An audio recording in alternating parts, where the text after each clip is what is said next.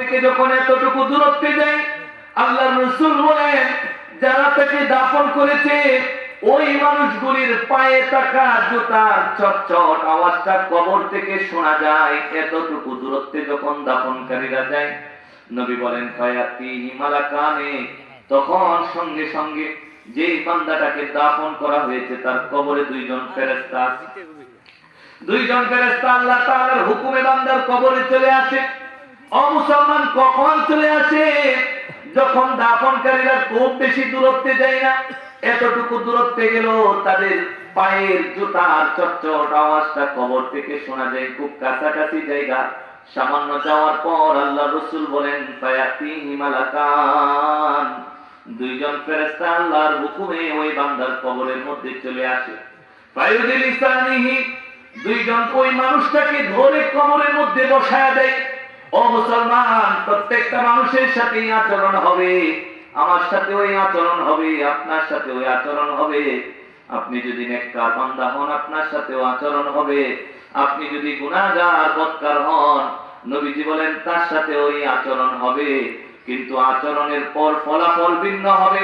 নেককারের ফলাফল একরকম, আর গুনাহগার পাপিষ্ঠর ফলাফল আরেক রকম, ঠিক না? দুইজনকে কখনো এক ধরনের ফলাফল আল্লাহ তাআলা কখনোই তাদেরকে দিবেন। নবীজি বলেন দুইজন ফেরেশতা আসার পর তাকে ধরে কবরের মধ্যে উঠায় কি করে বসায় দেওয়ার পরে আল্লাহ পাক রব্বুল আলামিন বলে পৃথিবীর প্রত্যেকটা মানুষের জন্য প্রশ্ন কয়টা? জোরে বলেন কয়টা? চিন্তা দেখেন কেমন প্রশ্ন, যে আমরা পৃথিবীতে কি প্রশ্নগুলি জানি, কিন্তু যদি আমল ভালো না হয় এই প্রশ্ন হাজারবার জানার পরেও কবরে প্রশ্নের জবাব দেওয়া জীবনেও সম্ভব হবে।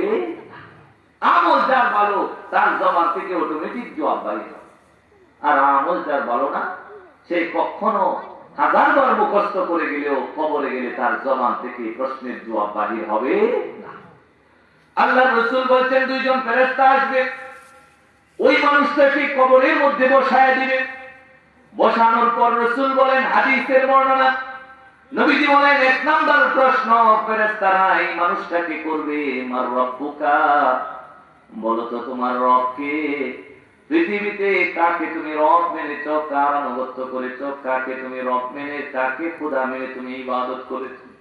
আমার মুসলমান ভাই এবং বাবা, গভীর মনোযোগ, খোদার কসম করে বলতেছি, আজকে পৃথিবীতে কেউ যদি আল্লাহকে রব হিসেবে না মানে, আল্লাহর আনুগত্য যদি না করে, কবরের মধ্যে কশিন কালেও তার জবান থেকে উত্তর আসবে না আমার রব আল্লাহ, ঠিক না?